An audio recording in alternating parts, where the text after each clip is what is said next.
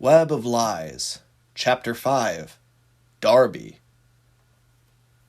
To everybody's relief, Thomas and Diesel were still there when the crew returned to the shed next morning. Thomas looked quite timid, and Diesel was beaming. Neither driver nor stoker knew what had happened in that shed, but it was obvious that Diesel had exploited Thomas's fear of ghosts for his own amusement. Just for that, Maxine was very rough on the starter. Diesel whined terribly. Before long, they were en route to Darby, coasting along the line at a riveting 20 miles an hour. A particularly encouraging signalman had suggested a less traveled route, mostly disused since the beaching cuts had gutted it in the 60s. Apart from the occasional multiple unit, none of which were running today, they had their run of the line for a whole 30 miles. "I still don't get it," mumbled Thomas, mostly to himself. "I imagine there are a lot of things you don't get," the Diesel said dismissively, as he hauled Thomas along the half-rusted rails. "What did you want with mail cars? I mean, sure, they're important, but we have replacements." Diesel seethed. "You think I wanted the cars?" "Well, yeah, you stole them, didn't you?" Thomas was more puzzled than ever. Diesel fumed at this. He couldn't allow Thomas to believe that his plan had been so pitifully simple. So he cracked, and a rather sinister monologue spewed forth from his grill. "That train carried 200 million pounds in government bonds, representing a large chunk of the Northwestern's fiscal assets. The plan was to intercept them, which would have led to a few weeks of economic instability, just enough time for my foreign agents to exploit the Sudrian economy's weaknesses and buy major shares in local industries that support the railway." Thomas's jaw hung open. His traction improved. "What does any of that mean?" "I told you wouldn't understand." "Why do you understand? Government bonds? What even are government bonds? What engine understands this stuff?" "This engine does. You can be ignorant to human endeavors if you like, but I've taken great pains to learn as much as I can." And he added, darkly, "They're the only endeavors that matter. People hold all the power." Thomas didn't like the way Diesel talked about humanity. He was so sinister about it. Thomas had met a lot of stuck-up engines in his lifetime, but they had all agreed with him on at least one thing. The passenger's well-being took priority over everything. No matter how rotten an engine was, none of them would ever have considered hurting a human being deliberately. It was simply beyond the pale for a railway engine. But Diesel was beyond the pale. Thomas wondered what government bonds were. They sounded important, like something Sir Topham Hatt might lose hair or sleep over. Would Diesel hurt people on purpose? It was a horrible thought. Maybe Duck had been right. Maybe Diesel was more than a nuisance. "Well, it's up in smoke now," said Thomas, partly reassuring himself. "You're foiled again," and he blew a raspberry at him in the most childish way. "Yes, I know." At that moment, they heard an unfamiliar horn. "Oh no! There's an oncoming train! We've got to hide!" Diesel just kept at the same pace, unfazed. "There's nowhere to hide. Let's just act natural." It was a big mainline Diesel, one of the boxier ones like Boko or Bear. Their eyes grew wide upon seeing the bright blue tank engine. They stared uncomfortably at Thomas for a solid minute as they passed with their mixed goods. Thomas was quivering with fright. But fear didn't look good on him, and he knew that. So he sucked in a deep breath and then grinned and winked at the passing Diesel. Moments later they were out of view, but he could have sworn he'd seen them smile nervously back. Once the engine was gone, Thomas's stress returned. "They could warn the yards that I'm on the loose." "It's off of our buffers now. We'll just have to hope they keep quiet." Another thought occurred to Thomas. "Shouldn't I be under a sheet or something?" "Don't be so theatrical," dismissed Diesel. "Everyone will know you're a steam engine either way. The key is to pick the right routes and stay out of sight altogether." "If you say so." And he added snidely, "Nobody does deception like you." But Diesel took it as a compliment. "No, nobody does." It wasn't long before they encountered their 10th signalman. They'd passed hundreds of boxes, but the few charitable men that Maxine had encountered had concocted a believable, and vague, cover story. Control knew exactly where they were. They just didn't know what they were. By the time a bright blue steam engine dragging a dirty black Gronk came rattling through, most signalmen were surprised to find that this train was not, in fact, a slow works train on the way to an impromptu maintenance job. But all the same, they had already given them the green. There was no sense in halting them now. It was a con worthy of Devious Diesel. Almost. They were at the end of their current path. They would need to convince a new signalman to be complicit in their ruse. And as he marched back and forth along the signal box deck, high above both engines, he did not look friendly. Both driver and fireman gazed up at him. Without warning, Maxine slapped Marcel hard on the back.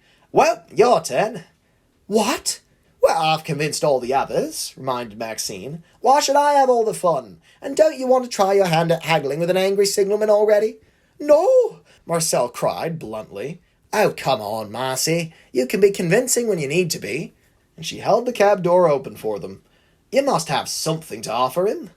So Marcel descended to the ballast, and then scaled the wooden steps to the box, cursing their driver for having such unfounded faith in them. The signalman looked irate. "You'd better have a good reason for travelling my rails without permission." The veins in his forehead were showing.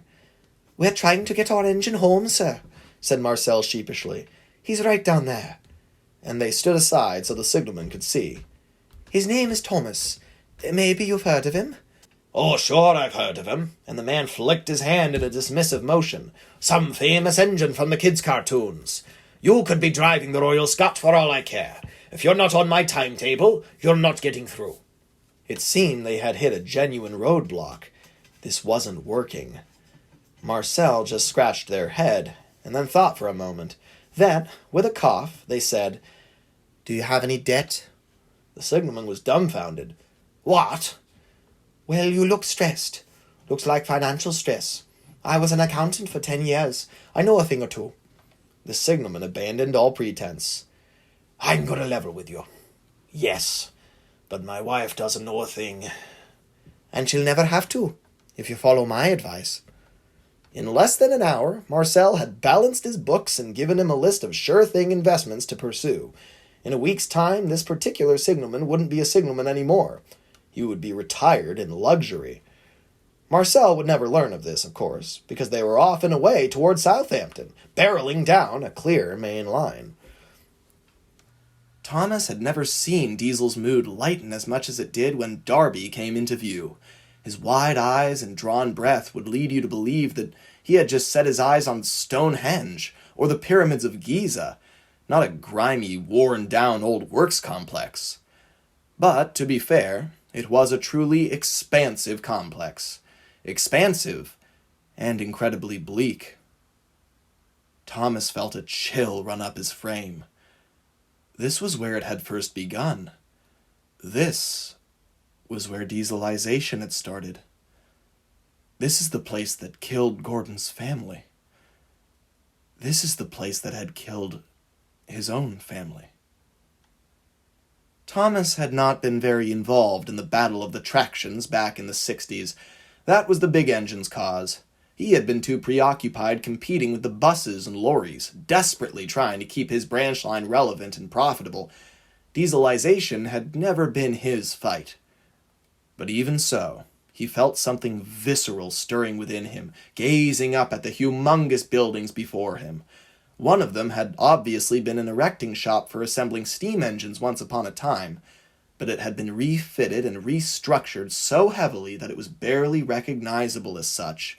It was suffocated on both sides by newer, colder-looking facilities that had been designed to service diesel engines from the very first. The whole plant felt corrosive somehow. Evil, even. But Devious Diesel had none of these feelings when he looked up upon the great structures. All Diesel saw was home. But his enthusiasm drained the closer they got. He could see rivets failing, the sheet metal peeling. The roofs of more than a few buildings were beginning to dip slightly. "No," His breath began to leave him, and he sped up toward the engine shop, as if racing to help a pedestrian who'd just been struck by a car. As if Diesel would ever do something so selfless, even if he could. It's going to pieces. All of it. Is that abnormal? Asked Thomas, his coupling still aching from the sudden yank. Yes, Diesel nearly shouted. It was the cleanest, most well-organized works complex in the world when I last saw it. What has happened? He halted before the Diesel workshops, which trailed a mile into the distance and boasted 3 service lines, each of which ended in a hazard-striped garage door. One of them was half open, allowing Diesel to peer inside and see the work that was taking place. There weren't many engines inside, only 3 or 4, but it set him at ease to see that these shops were still doing something. That sense of calm was quickly disrupted by a gruff, hardened voice. You have some nerve, you know that? I told you never to return. Diesel's face softened. For a moment, he didn't look like the cold, unfeeling schemer that Thomas had come to know. He looked like a startled child, caught with his hand in the cookie jar and chocolate all over his lips. Whoever this man was, he had power over him. Mr. Pilkington. His voice was almost inaudible, more fumes than anything. I didn't expect you to still be working here. The stern man scoffed. I'll never escape this place. It'll die before I do. And he looked around the aging facilities, his hands in his overalls, his boots crunching the ballast as he turned. And the way things are going, I give us another year before British Rail shuts us down for good. Thomas wasn't sure, but he thought he heard something heavy drop in the pit of Diesel's motor. It was like his oily heart had been dislodged and fallen right through his frames, landing hard on the sleepers. No, it can't be. It can, Pilkington said plainly, and he scrubbed his 5 o'clock shadow wearily. The bags under his eyes matched Diesel's, but Thomas figured he had developed them by staring at blueprints and into engine compartments for long hours, not from staring at a set of buffers schemingly like a lunatic for hours on end. He was awfully haggard looking. He was in his mid-60s, maybe. His blonde hair was giving way on the sides to a bleached white, and his smile, if it had been a smile, was incomplete. He looked as old and worn down as the shops he worked for. How did you know it was me? It wasn't even spoken like a question. It was just a defeated statement of truth. I've completed more gronks than crossword puzzles, Mr. Pilkington said declaratively. Do you really think I can't tell? Diesel groaned in anguish. He had already known the answer. And what the hell have you got him for? Snapped the haggard engineer. You brought me a dead bird as a present. Thomas just scoffed. No, indeed. He's been trying to kill the bird for years, but he's no good at it, I'm afraid. Pilkington chuckled. Just a single hoarse breath. Funny. But why are you here, really? Diesel cut in, perhaps to try and provide the least embarrassing version of the story possible. There was an operational mix-up. We were transported to Manchester by mistake. Manchester? He scratched his scruffy face again. So that's what it's come to, then. That's one hell of a blunder. The people I work for. So, you're not going to scrap me, then? Pilkington just stared. He looked like he had a lot of competing answers in his head. The one he picked took the form of dry humor. These shops are collapsing under their own weight as it is, he said with chagrin. We don't have the people or the money to cut you up, even if we cared to. Thomas breathed a sigh of relief. What about me, sir? Thomas had never heard Diesel utter the word sir without sarcasm. It was harrowing. I'm low on fuel and in need of a tune-up. Would you be so kind as to... No! The man was cold and unflinching. Not you. Never you. Misery bled into every corner of Diesel's face. Sir... Look around, engine. Look at the state of things. And he gestured to the dismal surroundings, his temper rising. This place is dying. and you are partly to blame." Thomas gasped. Diesel whimpered. "I only ever wanted what was best for British Railways, sir." "So you say, but your acts of sabotage have crippled these shops." "You call it sabotage. I call it quality control. You know those engines were not up to snuff." "That was never your call to make. Making suggestions, that's one thing. But you derailed a whole bloody train. All of those motors. We lost thousands of pounds." "You would have lost millions if those wretched designs had made it into mass production. I averted a catastrophe." "You're obsessed. You and your lust for perfection. I would rather have had diesels that worked. It's all or nothing with you. And I've had it." Diesel winced. He lowered his voice and said gently, "Sir, I know you share my vision." "Not anymore," the engineer scowled. "We're weaker for having ever built you. So no, you rotten engine. The last thing I will do is expend more of our precious resources to keep you running. Leave. Now." and Pilkington stomped under the half-closed garage door and hit the button from the inside. Slowly, painstakingly, Diesel's last remaining view into Derby Diesel Works narrowed to a sliver, until the door met the ground with a bang, and he was shut out forever. His whimpering continued. He was a wreck. "It wasn't sabotage," he hissed bitterly to himself. Thomas ventured to ask, "What wasn't?" Diesel just glared back at him. One icy look told Thomas he would never get a full explanation. "There's one thing I must see before we leave," the Diesel said solemnly. "Come with me." It's not like Thomas had much choice. They moved slowly away from the main workshops and switched to the outer line that curved around the whole facility. On the other side of these tracks stood a rather mundane line of office buildings.